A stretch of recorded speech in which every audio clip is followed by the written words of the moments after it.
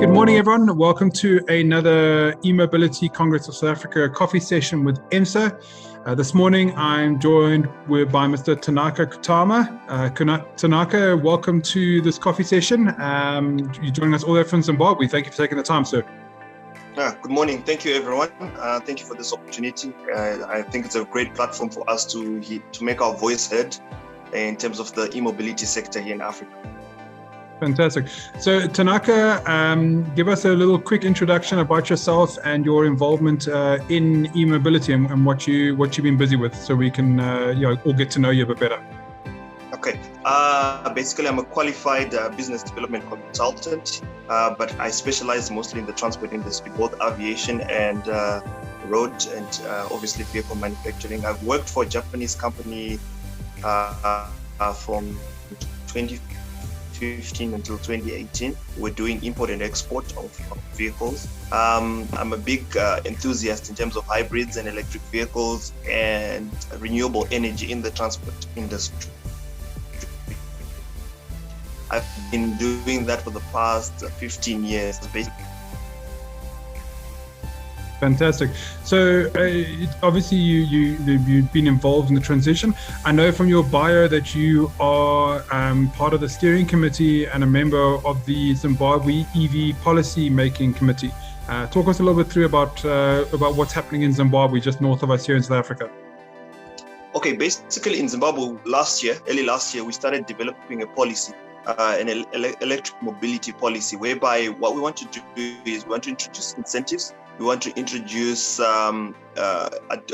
easy adoption policies, such as tax-free and tax-free for EV drivers, toll gate discount, insurance discount. So it's a policy that's going to be on a government level, whereby each private sector and parastatal will need to own an electric vehicle. It's actually going to be a law here in Zimbabwe, because what we're trying to do is we're trying to meet the 2030 target set by the UNEDP, and also we've got our own target by 2025, because we've got a national strategy development program that we're actually doing here in Zimbabwe to go green, to make sure that all our energy is going to be green, all our vehicles are going to be green, all our transportation is going to be green.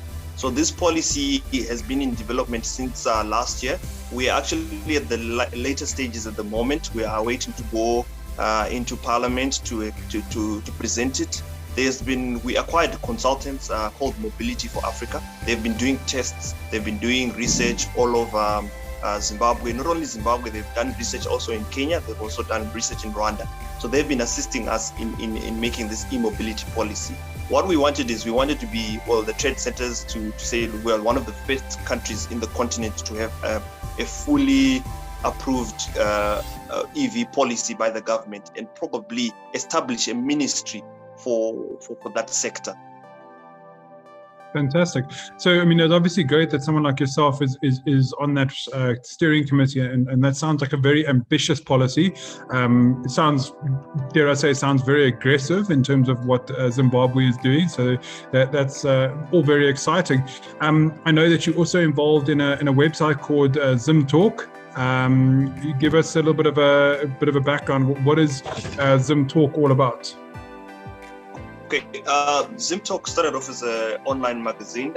We're doing car events. We did close to 35 car events here in Zimbabwe. And we also recently transitioned to obviously to e-mobility, which is e-mobility traders, which is an online website that strictly sells low to zero emission vehicles. Because what we're doing is we're trying to, there's early adopters that own these vehicles. Currently, OEMs haven't been offering a range of vehicles. Only South Africa has offered Jaguar and BMW. I know Volvo and all those other brands are going to start coming in next year, but currently only Jaguar and BMW has been the OEMs that we have known that are offering EVs. In Ethiopia, I understand the Hyundai Ioniq is being assembled there. So only in Africa we've had 3 OEMs. So when we started the e-mobility traders, it was just to have a different range of vehicles for people that want to buy or import these vehicles into Zimbabwe or any other country in Africa. That is your Tesla, your Nissan, your Peugeot, your Mercedes. So we're just concentrating on trying to help people that want electric vehicles at this moment until OEMs officially launch them. Fantastic. So talk to us a little bit of what are some of the challenges facing EV ownership in Zimbabwe in particular. I mean, what are, is there public charging infrastructure? What are some of the challenges in particular in Zimbabwe that EV owners face? Well, basically the charging infrastructure, there's not much yet. We've only placed 5 chargers in the whole of Zimbabwe, which is Harare, Mutare, Gwero and Bulawayo. And obviously technical support, the backup support is very limited. We only have one technical advisor here in Zimbabwe. He was trained in America. He's got all the certifications for hybrid and electric vehicle. And currently, recently, BYD actually opened a full EV center and dealership here in Zimbabwe, which is one of the first first dealerships in Zimbabwe for electric vehicles. And BYD is going to be offering right-hand drive, which will be the first also globally, because they were offering left-hand drive. So we're proud to have such a dealership here in Zimbabwe because of their blade battery technology, which has been quite popular all over the world. So I feel like the two drawbacks we have is probably the charging infrastructure and proper technical support. However, electricity is a problem in Africa, which is, people will still complain about that. But I don't see it as a major drawback. That's why I didn't mention it, because these vehicles offer vehicle to grid, they offer vehicle to house. So you can charge it using solar. There's a lot of solar systems around Zimbabwe. We're actually in Zimbabwe, even before the policy, if you have a solar system, you're actually allowed to feed back to the grid and you get paid for that. So that's what we said. We're encouraging everyone to go green, either your house or your car. So for electricity, for me, it's not a drawback. The only the two drawbacks is charging infrastructure and proper technical support. So do you see in your experience and your knowledge around Zimbabwe that most of the EV charging is going to be at-home charging? So people putting a solar system into their house together with an at-home charger to charge at home, more than the push towards public infrastructure? In your mind, is that where things are going to head in Zimbabwe? Yes, that's what we've been encouraging at most, because of the vehicle to grid.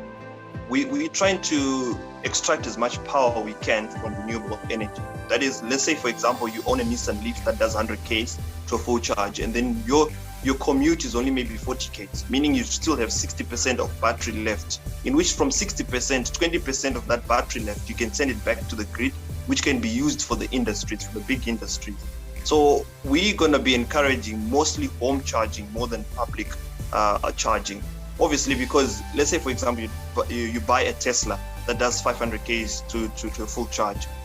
Driving from city to city, most of our cities are 400 to 500 Ks apart. So public charges would be quite a few, as opposed to home charging. So we've actually been in talks with a company called Wallbox. It's quite a popular company in Spain. We've actually acquired quite a few smart chargers from them, and a lot of people here that own EVs have been very happy with the system. So I foresee home charging being very popular here in Zimbabwe. Fantastic. And I think that's a way to almost speed up the transition. So instead of people worrying about public infrastructure, if they've got home charging, then 60% of their daily commute can be taken care of by their home charging. So talk to us a little bit, Zimbabwe's first EV dealership that you're involved in, that you mentioned earlier, BYD. How long has that been open for, and how's it going? They've been open for the past 3 months. They've been doing very well. They've actually sold about 10 vehicles as we speak to even the government. So they've been doing very well. Obviously, the price has been a challenge. Electric vehicles at the moment, they're not very affordable to many. But we are trying our best, like all dealerships involved, to try and make them affordable for early adoption. We've recently actually been bought in by a company from South Africa called Agility.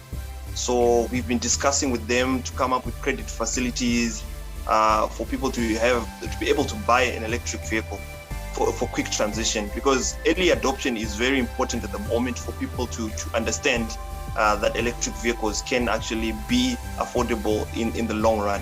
And obviously tomorrow being World EV Day, we're actually making our presence known that, look, we are not only representing Zimbabwe, but also Africa.